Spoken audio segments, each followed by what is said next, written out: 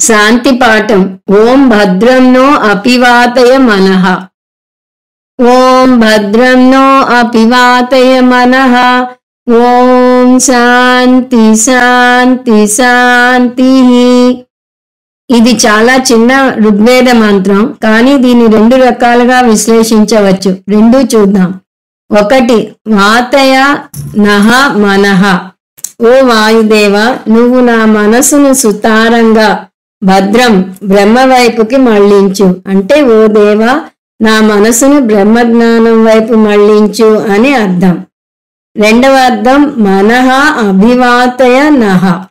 ఓ మనసా, నువ్వు బ్రహ్మజ్ఞానం వైపు మళ్లించు.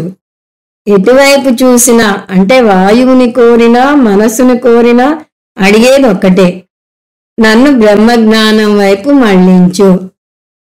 ఓం శాంతి శాంతి శాంతి అంటే ఆధ్యాత్మిక, అధిభౌతిక, అధిదైవిక విఘ్నాలు లేకుండా చేయి అని అర్థం.